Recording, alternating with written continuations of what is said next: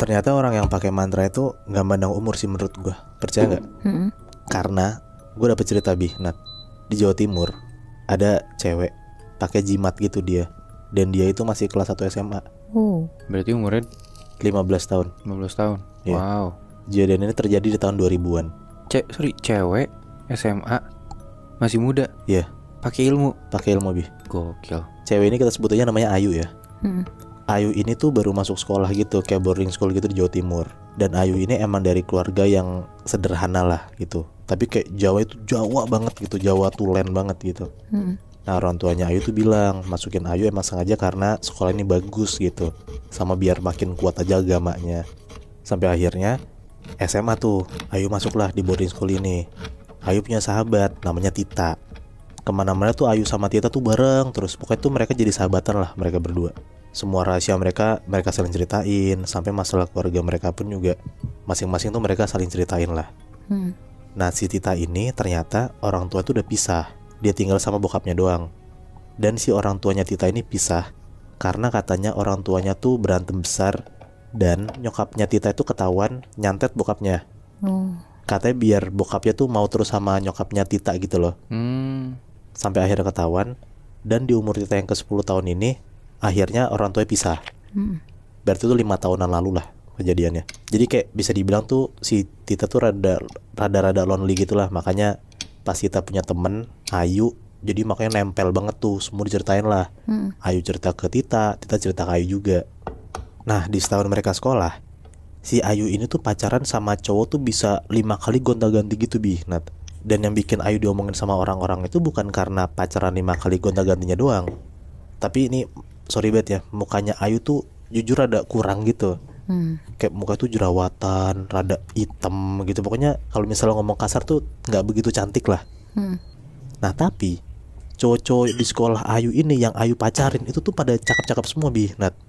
Tiap ditanya sama cewek-cewek sekolahnya kenapa cowok-cowok ini suka sama Ayu, cowok-cowok ini tuh gak bisa jawab. Mereka cuma bilang kayak ya gak tahu, pokoknya Ayu itu cantik. Udah gitu aja. Bukan baik ya? Iya benar. Padahal yang tadi gue bilang ya, kayak cewek-cewek di sana pun tuh cakep-cakep gitu. Nah si Ayu ini nggak cakep. Tapi kenapa Ayu bisa dapet cowok-cowok yang ganteng gitu? Makanya semua orang tuh bingung. Dan ada beberapa case ternyata cowok-cowok yang putus sama Ayu ini katanya tuh pasti banget bakal dapet kayak bala gitu. Kayak ada beberapa dari 5 orang itu pas setelah putus sama Ayu dikeluarin dari sekolah, di DO. Ada juga yang abis putus sama Ayu seminggu kemudian kecelakaan. Terus ada juga yang motornya hilang. Pokoknya gak tahu kenapa tuh selalu ada hal buruk yang menimpa mantan-mantannya Ayu setelah seminggu putus sama Ayu. Dan si cowok-cowok ini tuh bener-bener gak bisa move on tuh hampir semingguan gitu lebih Nat. Pas selama seminggu tuh si cowok ini tuh nangis banget, kejer banget. Tapi beres seminggu mereka jadi kayak sadar gitu loh, kayak gedek sama Ayu. Ngeliat Ayu tuh jadi kayak gak cantik lagi gitu. Terus kayak mereka sadar kenapa mereka bisa mau sama Ayu gitu ya. Iya bener Lama-lama cewek-cewek di sekolah Ayu ini ya makin ngejulitin Ayu lah, ngelihat mantan-mantan Ayu kayak gitu kan. Tapi lagi-lagi Ayu tuh cuek aja. Dia gak mikirin dan gak ngerasa kalau misalnya tuh masalah gitu, gak sama sekali. Dan yang mau nemenin Ayu ini dari awal masuk cuma Tita doang. Si Tita ini selalu semangatin Ayu. Dia tuh ngasih tahu Ayu kalau misalnya Tita tuh denger ada omongan jelek tentang Ayu. Tapi Ayu tuh sebenarnya juga bodo amat gitu. Mau ada yang ngomongin mau enggak pun dia juga gak masalah. Nah si Tita ini pun juga dibilangin sama anak-anak sekolahnya kayak ngapain temenan sama Ayu, Ayu jelek, gak jelas segala macem, gonta-ganti pacar mulu, nanti kamu tularan loh gitu. Tapi Tita nih bener-bener temenan sama Ayu tuh tulus banget Nat. Dan dia tuh gak pernah mikirin apa kata orang. Sampai ada di satu momen pas mereka udah kelas 2 SMA ini, si Ayu cerita sama Tita. Katanya tuh dia suka banget sama adik kelas. Adik kelasnya tuh ganteng banget Nat, kaya. Dan ternyata cowok ini tuh anaknya kepala sekolah mereka. Cowok ini namanya Bima. Nah anak-anak boarding school itu ternyata tahu kalau misalnya Ayu tuh suka sama Bima. Banyak banget lah yang bilang ke Bima kalau misalnya jangan jadian sama Ayu. Karena kalau misalnya jadian sama Ayu pasti ada aja balaknya. Dan Ayu tuh bakal gonta-ganti pacar mulu, nanti Bima sakit hati. Pokoknya anak sekolah tuh ngomong kayak gitulah. Bima tuh iya aja denger omongan orang-orang. Tapi sebener-benernya dalam hati Bima tuh Bima ngerasa kayak omongan orang-orang tuh gak ada yang bisa dipercaya gitu Nat. Dan Bima tuh ngelihat Ayu ya cewek cantik, cewek baik-baik. Dan Bima pun juga bingung kenapa banyak orang yang gak suka sama Ayu, terutama cewek-cewek. Dan juga setiap Bima cerita ke teman-teman dia yang cowok, teman-teman yang cowok tuh selalu support Bima gitu. Kayak dia bilang, cewek secakap Ayu gitu jangan disia-siain Bim. Tahu Ayu suka sama kamu, kamu jadiin lah gitu. Pokoknya dikompor-komporin lah. Teman-temannya berarti ngeliat Ayu juga cantik ya? Iya, yang cowok tapi Nat. Dan akhirnya setelah 1 bulan PDKT, setelah Ayu tuh mepet-mepet ngejar Bima mulu, akhirnya Bima sama Ayu jadian. Gempar lah tuh satu sekolah kan denger dan ngeliat mereka udah jadian kayak gitu. Tita sebagai teman dekat Ayu tuh ngerasa seneng banget temennya jadian sama cowok incerannya. Tapi ya Tita ngingetin Ayu, jangan disia-siain lagi. Jangan kayak cowok-cowok kamu sebelumnya, cuman sebulan 2 bulan kamu putusin. Nah Ayu tuh iya gitulah. Pokoknya dengerin lah apa kata Tita. Nah karena Bihnat, cowok-cowok yang tadi gue bilang, kan si Ayu gonta-ganti mulu tuh. Nah yang mutusin tuh selalu Ayu, bukan cowok-cowok itu, bukan. Udahlah akhirnya mereka berdua jadian tuh Bihnat. Nah di hari itu emang besokannya libur sekolah. Nah jadi di hari Jumat itu sepulang sekolah, si Ayu ini ngajak Bima main ke rumah Ayu barengan sama Tita juga. Ayu bilang rumah dia kosong, keluarga lagi pada pergi tuh, orang tua lagi pada pergi. Jadi Ayu bilang mereka bisa main sepuasnya lah. Udahlah sekitar jam 4 sore, mereka bertiga tuh Ayu, Bima sama Tita nyampe rumah Ayu. Mereka bertiga ngobrol-ngobrol tuh di balkon rumah Ayu sambil ketawa-tawa sambil main gitu. Terus si Tita ini refleks ngambil tangan Ayu sambil ngomong, "Yuk, aku dari dulu tuh suka ngeliatin cincin kamu tahu Yuk, bagus banget, aku lihat dong." Sambil ngomong kayak gitu, si Tita ini nyopot cincin yang ada di jari Ayu. Di situ tuh Tita ngeliat di balik cincin Ayu ada kayak tulisan yang ngelingkerin cincinnya gitu Bihnat. Dan si Tita ini ngerasa kayak bener-bener gak asing sama tulisan yang ada di cincin Ayu. Gak ada 3 detik cincin Ayu dilepas sama Tita, Ayu tuh langsung ngerebut lagi cincinnya dari Tita. Terus Ayu tuh bener-bener kayak ngomel marah-marah banget ke Tita. Ayu tuh sampai teriak-teriak ngomong gitu ke Tita kayak nggak sopan banget, lancang banget ngambil barang orang, segala macam marah-marah lah. Di situ tuh si Tita sama Bima kaget denger Ayu marah kayak gitu, kayak maksudnya cuma diambil cincinnya doang, kenapa bisa sampai semarah itu gitu loh.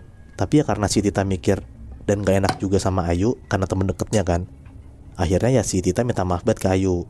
Tita tuh bilang lah nggak sengaja ngambil cincinnya karena ya emang Tita tuh ngeliat kayak cincinnya Ayu bagus, soalnya dia nggak punya, cuma sebatas gitu doang, bukan karena apa-apa. Udahlah di situ awkwardnya cuma sebentar dan akhirnya mereka ngobrol lagi. Dan sekitar jam 7-an malam akhirnya mereka berdua cabut tuh. Bima pulang, Tita pulang juga. Pas Tita sampai rumah, Tita tuh bener-bener nggak bisa lepas pikiran dari apa yang dia lihat tadi Bihnat. Dia tuh masih kebayang banget sama tulisan yang ada di cincinnya Ayu. Masalahnya apa? Si Tita itu ngelihat banget tulisan yang ada di cincin Ayu, ngelihat jelas gitu loh bacaannya, tapi nggak semua ya. Dan lo tau Bihnat, waktu 5 tahun lalu, beberapa hari sebelum orang tuanya Tita cerai, Tita tuh ngeliat di lemari orang tuanya ada foto bokapnya Tita tuh kebakar. Dan pas dilihat di balik fotonya, ternyata ada tulisan gitu, bahasa Jawa yang Tita pun juga nggak tahu artinya apa. Yang Tita tangkap itu adalah, itu tuh kayak mantra atau santet yang bikin bokapnya Tita tuh jadi suka banget dan nikahin nyokapnya Tita. Nah di malam itu bokapnya pulang tuh. Mereka berdua ngobrol lah, makan-makan sambil ngobrol, karena kan mereka cuma tinggal berdua doang kan, Tita sama bokapnya. Di sela-sela obrolan, Tita itu nanya ke bokapnya, "Pak, tulisan waktu itu di belakang foto bapak ada tulisan-tulisan Jawa yang kita temuin itu santet bukan ya Pak?" Bapaknya jawab, "Iya Tak, itu mantra-mantra yang ibumu kasih ke bapak biar bapak cinta sama ibu. Untung aja kita tahu ya kalau bapak disantet sama ibu, kalau enggak bapak pasti nggak sadar-sadar." Si Tita tuh cuman bengong doang tuh denger bokap yang ngomong kayak gitu. Lihat Tita kayak bengong gitu doang, ya bokapnya nanya, "Kenapa? Kok tiba-tiba Tita nanya kayak gitu?" Nah Tita jawab kayak, nggak apa Pak, kepikiran aja gitu. Udah tuh beres makan, Tita ke kamar lah. Tita tidur, bokapnya tidur. Jujur Tita tuh bener-bener gak bisa tidur sama sekali Bihnat. Dia tuh shock banget sama kenyataan kalau dia tahu temen dekatnya itu pakai mantra yang sama kayak ibunya nyantet bapaknya. Dan dia tuh bener-bener gak nyangka banget, padahal Tita tuh bener-bener temenan tulus banget sama Ayu, support Ayu, gak dengerin kata orang gitu. Tapi ya dia harus terima kenyataan kalau misalnya Ayu tuh malah begini gitu pakai mantra.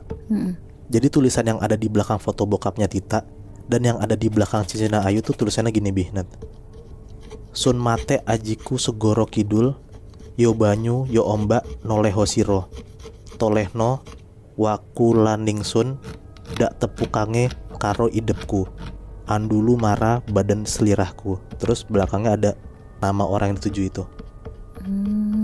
Tapi kira-kira si Ayu itu tuh kan masih kecil ya Moy. Iya. Dia dapetin itu dari mana ya? Gue ngerasa kayaknya emang dari keluarganya sih Nat. Karena menurut gue ya itu kan kalau yang benda-benda gitu kan turun temurun kan, cincin segala macem. Ya menurut gue ya ini ya, menurut gue kayaknya emang itu dari orang tuanya gitu, dari leluhur-leluhurnya kayaknya sih. Tapi gokil juga ya, terlepas itu dari keluarganya tuh bukan, si Ayu ini udah pakai mantra itu dari dia umur 15 tahun. Iya dari SMA Bi udah make kayak gituan. Gila sih kalau dipikir-pikir, itu tahun 2000-an ya. Iya. Kalau misalkan sekarang memang Ayu beneran tetap pakai mantra itu, udah berapa banyak korban cowoknya gitu ya gak sih? Iya benar. Iya lah benar. Tapi setelah dengar cerita kita bertiga, gue semakin yakin sih buat gak main-main sama mantra apapun itu. Tapi kalau lo yakin gak dengan kegunaan sebuah mantra? Atau ternyata lo sendiri udah pernah nyoba?